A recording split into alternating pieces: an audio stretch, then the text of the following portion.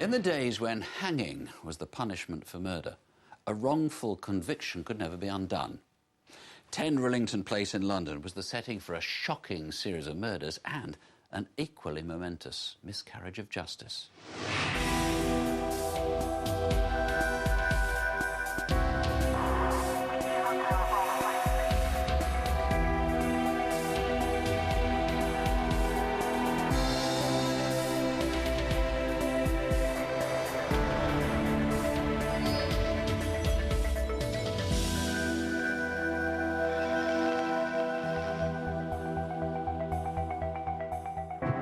The Crime Museum of New Scotland Yard dates back to 1874 and houses artefacts and evidence collected over 2 centuries of crime. Many of the exhibits have made history, furthering developments in forensic science or cornering some of Britain's most notorious criminals. These items have rarely been touched, many have never been seen since they made their journey from courtroom to crime museum. There's early fingerprint evidence, blood typing, DNA advancements, and an arsenal of guns, knives, and poisons. This film reopens the casebook on a serial killer who buried his victims around his house in West London. A tin filled with pubic hairs and bones of his victims are vivid reminders of one of Britain's most appalling crimes. Perhaps more has been written about the killings at 10 Rillington Place than any other mass homicide in Britain. 7 people were killed there in the 1940s, and it took around 20 years to pardon the man wrongly hanged for 2 of the murders. 1949, and parts of London had been bombed almost out of recognition. The exhilaration of wartime victory had been followed by the austerity of post-war reconstruction. The scarcity of housing caused by the Blitz meant that living conditions were cramped and often debilitated.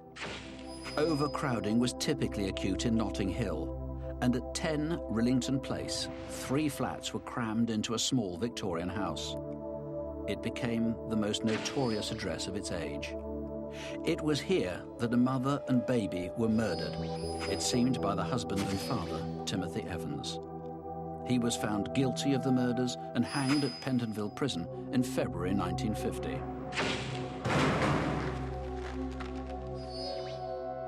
Evans had been born in Wales in November 1924 into a Roman Catholic family. He was unable to read or write, but he worked hard as a painter and decorator, although his young mind was full of fantasies. He was a man who lied repeatedly to all of his friends, who was known as a compulsive liar and boaster, who made the most ridiculous, fantastic claims about being the son of an Italian count and having a brother who had a fleet of limousines and so on. He married a local girl, Beryl Thorley, in September 1947.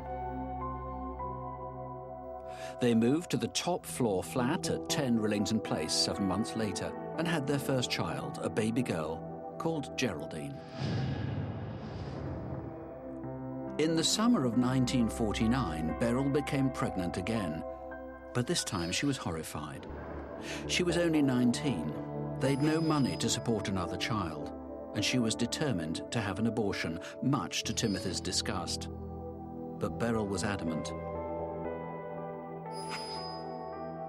Later that year, Evans's mother became concerned that she'd not heard from Tim for several weeks. He'd fled London because he lost his job and went to Merthyr Vale, which was his home, stayed with his aunt and uncle. And after 2 weeks, it became clear that something odd had happened. His mother had written to his aunt saying we haven't heard hide nor hair of him for 2 weeks. So the uncle and aunt confronted Timothy with this, and he went to the police station. Timothy Evans came forward and volunteered the information that his wife was dead and that he had disposed of her down a drain. The police in Notting Hill soon solved the problem by coming round, taking up the manhole cover. It took 3 men to lift the manhole cover, so it's quite ludicrous for a thin, weedy person like Timothy Evans to claim that he could have done it. Well, the body wasn't there. Beryl and Geraldine were still missing at this point. Then Evans changed his statement. He blamed the murders entirely on another resident from Rillington Place, a man called John Reginald Christie. John Christie was a very tall, thin man, and everyone commented on the fact that, A, he had this strange whisper, because he lost his voice through mustard gas in the First World War, and these piercing eyes. He was highly respectable, with a good record. He'd fought in the First World War. He'd been a policeman during the Second World War. The last person one would suspect of a crime. While living at Rillington Place, the Evanses and the Christies struck up a friendship, and the two wives enjoyed each other's company. Timothy claimed Christie had heard that Beryl was seeking an abortion and convinced them that he had the medical qualifications to carry out such an operation. Evans added that when he came back from work, Christie had told him the procedure had gone horribly wrong. Beryl was dead. The police go to John Christie and challenge him. He appeared as a perfectly reasonable man who was outraged at the suggestion that he was in any way involved. And he says, "No, I've been extremely good to the Evanses over there, and why should I be involved in an abortion?" After searching Rillington Place, police discovered the bodies in the washroom. Beryl Evans was wrapped in a tablecloth behind a stack of wood. Baby Geraldine was found behind the door with a tie around her neck. Both had been strangled. They have an open and shut case. Here is a man who is very quarrelsome, very volatile, who is known to argue with his wife and resort to violence from time to time, who they think has killed his wife, and a few days later, because his daughter was crying a great deal, killed her as well, put them both in the washhouse before, and then fled the scene of the crime. Evans was brought back to London 3 weeks before Christmas in 1949, and his trial started early in the new year at the Old Bailey. He was charged with the murder of his daughter. In those days, the law would only allow someone to be tried for one murder at a time. Now, clearly there was slightly more evidence for the murder of the wife, but there was also a possibility, if the prosecution pursued that line, that he could claim provocation by the wife. With the child, of course, there could be no provocation because a defenseless child of 18 months, poor Geraldine, couldn't be seen in that particular way. The jury took only 40 minutes to weigh the evidence. The verdict was guilty, and the sentence, death by hanging.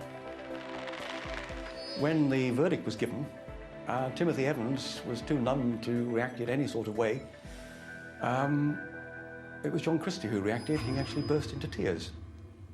And as he left the court, Mrs. Probert, who was Timothy Evans' mother, called him a murderer. And Mrs. Christie said, "My husband is a good, honest man."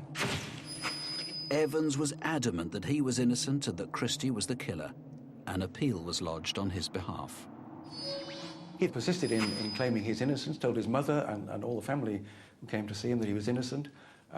He was Roman Catholic, and he took confession with the chaplain, and he went to his death still saying that he was innocent.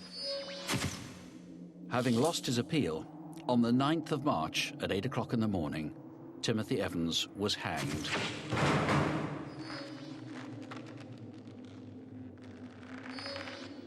Three years later, John Christie had a disagreement with his landlord at Rillington Place, and after 15 years in the property, he left the premises for good. With Christie gone, another tenant, Beresford Brown, has given access to Christie's kitchen. He wants to put a radio on the wall. That needs a shelf. And so he discovers it's hollow when it ought to have been brick. Astonished, he drops his tools and decides to peel away the wallpaper. And there, quite plainly, is a door. Eventually, he manages to pull the door a little bit ajar, and inside, there's a body.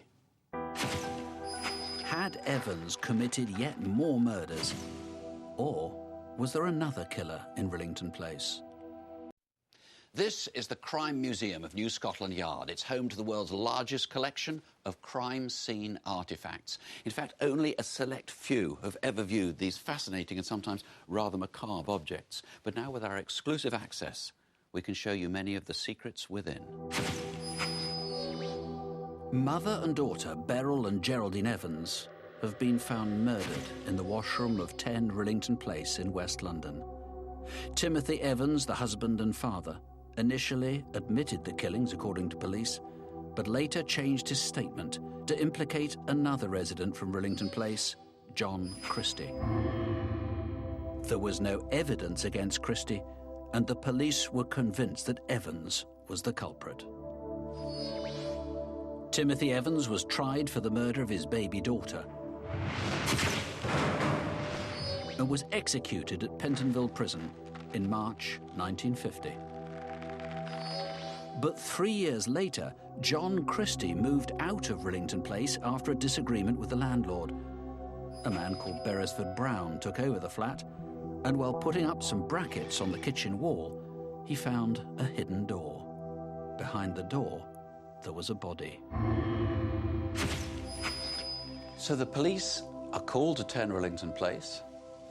They look through the crack in the door, and they see the body. What happens next? They open the door, and they see not one, not two, but 3 bodies, 3 female bodies, which had been kept in there for some time and hadn't decomposed too much because we're talking about winter, 1953, which was quite a harsh winter, and therefore that delayed decomposition. The first woman found in the alcove was Hectorina McLennan, a mother of 2 from Scotland. She was attached by her bra straps to a blanket, which was wrapped around Rita Nelson, a prostitute from Belfast. Behind them was Kathleen Maloney, another prostitute, who was covered in a woolen blanket and tied at the ankles with a plastic flex. All 3 women had been strangled. Had Timothy Evans killed all these women, as well as his own wife and child? What did they do next? They went to the next room and they found the wife, Ethel Christie, under the floorboards. Having discovered the body of John Christie's wife, detectives now became convinced of his involvement. Now, it must have been dawning on them that the prospect of having 2 murderers in the same flat were fairly remote. We've already had Evans hanged for 1 murder on this property. 2 murders. Yes, but the extraordinary thing is, a statement was given in the newspapers. Detectives do not believe there is any connection between these murders and the 2 that occurred in 1949. Christie had not been seen since he'd left Rillington Place, and the police were anxious to trace him. It must have been a sensation in London to have had 4 women discovered buried in a house. Absolutely. They knew that he'd killed these people, and his face was on the front of every newspaper. And the headline in some cases was, "When will he strike again?" But Christie had no money and nowhere to go. On the 31st of March 1953, PC Thomas Ledger saw a man leaning over the embankment at Putney Bridge. When the young policeman asked him who he was, the reply was John Waddington, 35 Westbourne Grove. The officer asked him to remove his hat, and the balding features confirmed what he suspected. The hunt for Christie was over. When searching the garden, they discovered the skeletons of 2 other females, one of which was lacking its head and its femur. After being buried for many years, all these vertebrae were discovered and used as evidence in the trial. Many more bones were about to be uncovered. The femur had worked its way to the top of the soil, and Christie had used it to prop up the garden fence. When the head also came up, he took it up, walked around the corner to St Mark's Road and dropped it into a bombed house. Also found 110 separate fragments of a skull belonging to one of Christie's victims. The pieces were reconstructed and shown to come from Ruth Fürst, Christie's first victim. When he dug the first grave with the first victim hidden away in the wash house, people waved him and said, "Hello, Reg, you doing some gardening?" That's what the sort of person he was. He was Reg who did a bit of gardening, was well known in the area. solid citizen. While in custody at Brixton Prison, Christie made no secret of his violence against women. Solicitors, fellow inmates, and eventually the press were treated to detailed accounts of his murderous desires. Christie had enjoyed each killing, and his victims all met the same fate, slow strangulation. His murders were calculated.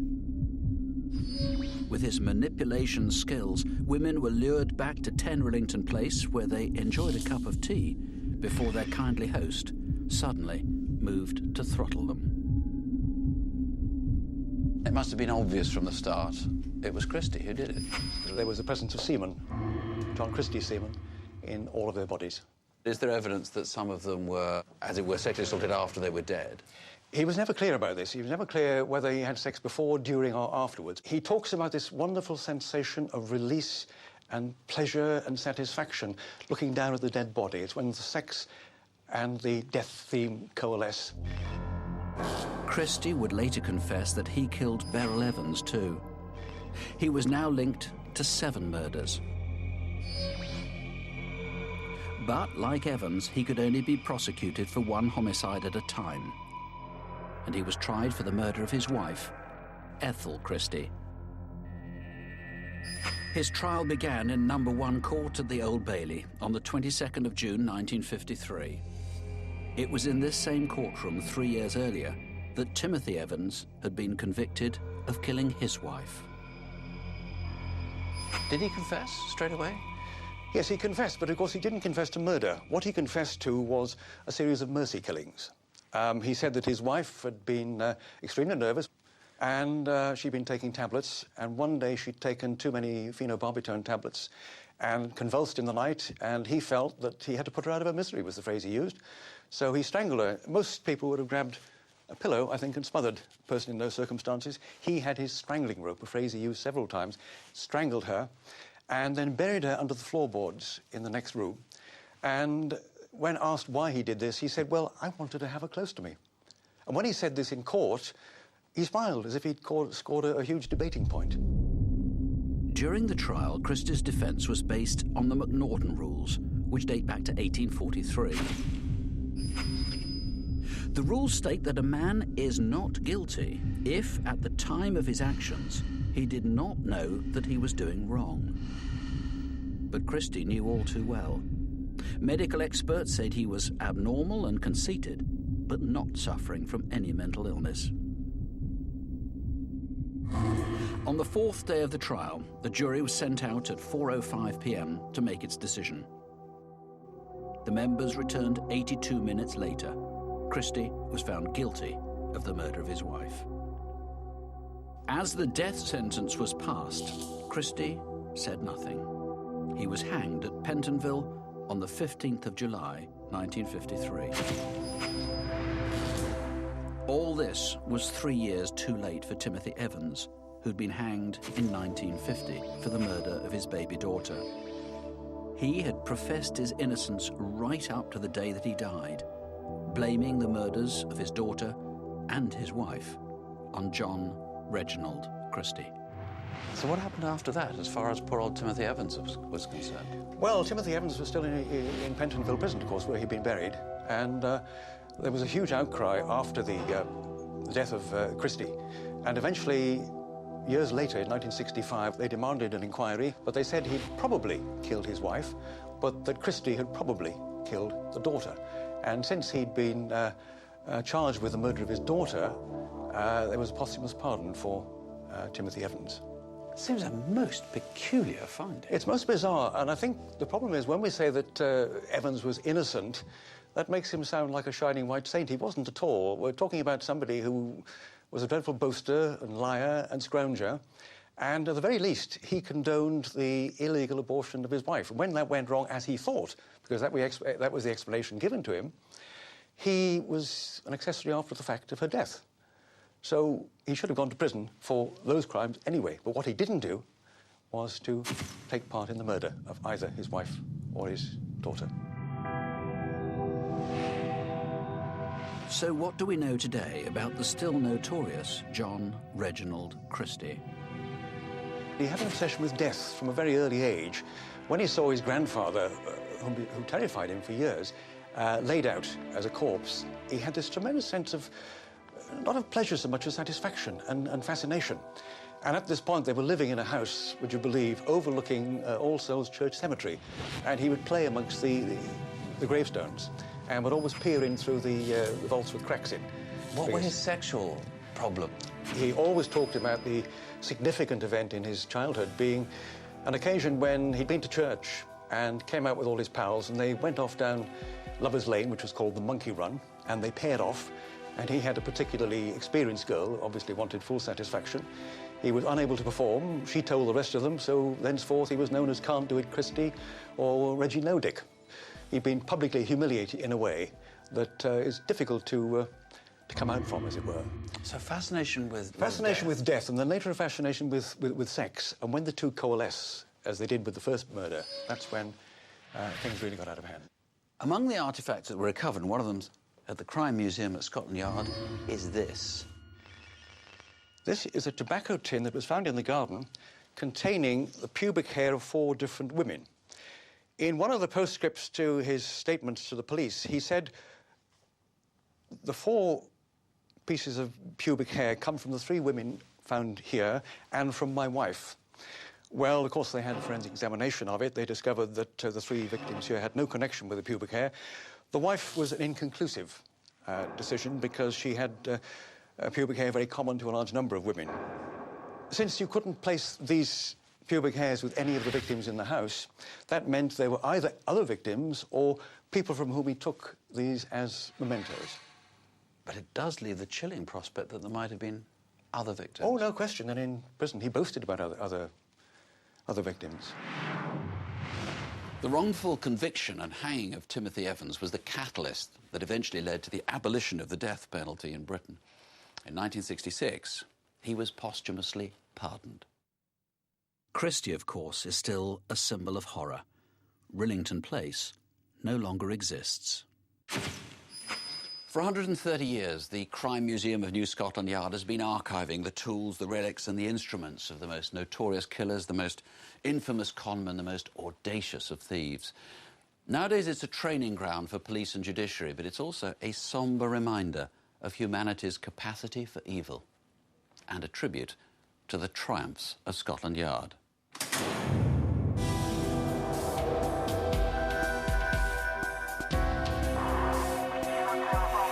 She had initially befriended him because she thought he was lonely, but her kindness was repaid with a 10-year rampage of harassment, which only ended when her stalker was convicted of the attempted murder of another woman. A full report next.